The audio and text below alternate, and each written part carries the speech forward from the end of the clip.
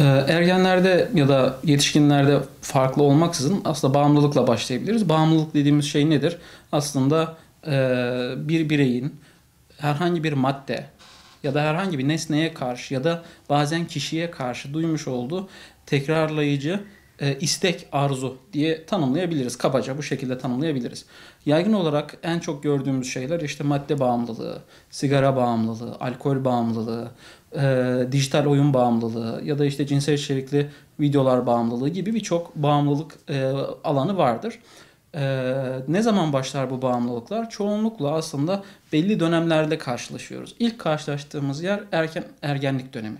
Yani çocuklar 12-13 yaşlarındayken artık yavaş yavaş kendi ayakları üzerinde duran, yavaş yavaş karar verme mekanizmaları gelişen, yavaş yavaş kendi çevrelerini oluşturmaya başladıkları zamandan itibaren bu çevrenin etkisiyle bu bağımlılıklarla karşılaşma ihtimalleri oluyor. İkinci ve üçüncü aşamalar birazcık daha işte askerlik dönemi erkekler için ya da işte üniversite dönemi başlangıçlar olabiliyor ya da birazcık daha 40'lı yaşlara doğru başlangıçlar da olabiliyor. Tabii ki arada herhangi bir yaşta da başlanabilir ama dönüm noktaları olarak burayı görebiliriz.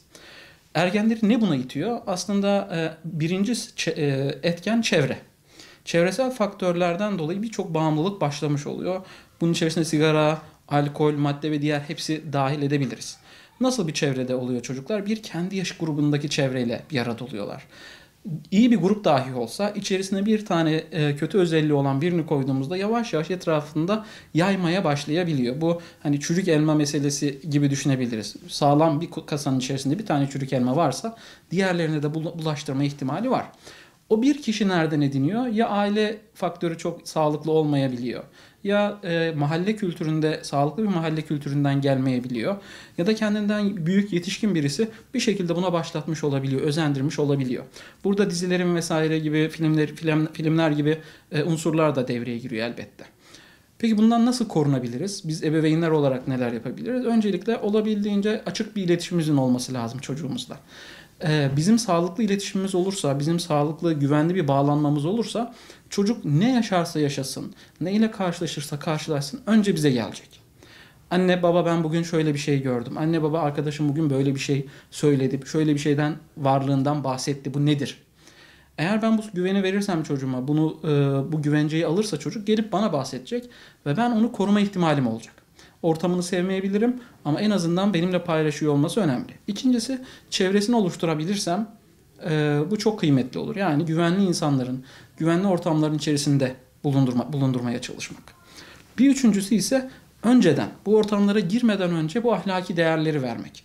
Bağımlılıktan uzak duracak, kendisi ayakları üzerinde sağlıklı bir şekilde durabileceği bir kişilik yapısına büründürmeye çalışmak. O ahlaki değerleri vermek çok kıymetli olacaktır. Bunu yaparken de kendimize örnek göstermek aslında. Yani söyleyerek değil de davranışla. Eğer sigara içmesini istemiyorsan ben de içmeyeceğim. Küfür etmesini istemiyorsan ben de etmeyeceğim. İşte oyun bağımlılığı ya da teknoloji bağımlılığı olmasını istiyorsan ben de evde dikkat edeceğim. İşte Instagram'a ya da diğer sosyal medya uygulamalarına ya da oyunlara onların yanında girmeyeceğim ya da olabildiğince azaltacağım bunu ki çocuk görsün. Bir diğer noktada alternatif bulmak. Yani bu çocuk bunu yapmasın ama ne yapsın? O video oyunu oynamasın. İşte sosyal medyada gezmesin ama ne yapsın? Ona bir alternatif sunmamız lazım. Bu alternatifleri sunabilmek, aile içerisinde bu kültürü oluşturabilmek. Kitap okuma kültürü, oturup sohbet etme kültürü, birlikte vakit geçirme kültürü, dışarı çıkma, vakit geçirme kültürü ya da işte gençlere dönük dernekler, vakıflar, sosyal projeler üreten kurumlar mevcut. Bakanlıklar düzeyinde de bunlar böyle. İşte STK'lar düzeyinde de var bunlar. Bunlar etrafında şekillendirilmiş bir hayat da düzenleyebiliriz. Bu ebeveynlerin üzerine düşen bir görev. Çocukların üzerine düşen şey ne? Ergenin üzerine düşen bunu fark ettim. Oldu bir kazara bir şekilde hasbelkader ben bu işin içine girdim. Sigara içmeye başladım. İşte kötü bir alışkanlık edinmeye başladım.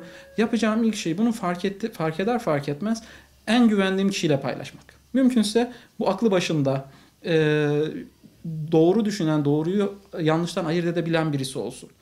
İlk tercihimiz ebeveyn. İlk başta söylediğim gibi eğer ebeveynle sağlıklı bir ilişki varsa ona söyleyeceğim. Ama yok onunla o sağlıklı ilişkiyi kuramadım. Güvendiğim bir öğretmen olabilir. Mahalleden bir abi olabilir. Ama güvendiğim, temiz, düzgün, böyle alışkanlıkları olmayan biriyle bunu paylaşıp destek istemek. O destek yardımcı oluyorsa bana ne güzel. Ve ortamdan uzaklaşmak. O desteğin yardımıyla bu ortamdan uzaklaşmaya çalışacağım. Yani o arkadaş grubundan uzaklaşacağım. O mahalle grubundan uzaklaşacağım. Bu da benim bedelim olmuş olacak aslında. Niye bunu yapmam gerekiyor? Çünkü ben en yakın 5 arkadaşımın ortalaması oluyorum. Eğer beşi de sigara içiyorsa ben de sigara içiyorum. Eğer beşi de küfür ediyorsa ben de küfür etmeye başlıyorum. Niye? O sosyal uyuma mecbur hissediyoruz kendimizi. O yüzden birincisi bunu yapacağız. İki, benim boyumu çok aşıyor. Artık bağımlılık öyle bir noktaya geldi ki tek başıma mücadele edemiyorum. Biri de bana yardımcı olamıyor. O zaman işte Yeşilay bağımlılık merkezleri gibi ya da diğer merkezler gibi yerlerden destek istemek, profesyonel destek istemek. Ben böyle bir hataya düştüm, ne yapabilirim?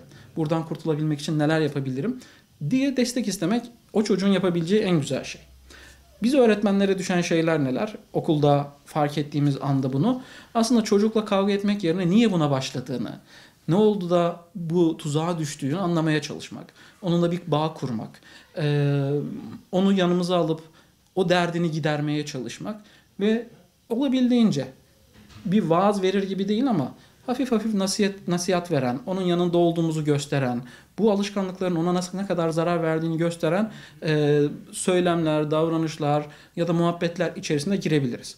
Bu konuda okul içerisinde bilgilendirme, tüm öğretmenleri, rehberlik servisini kullanarak işte idariyi ve öğrencilere dönük seminerler hazırlayabiliriz.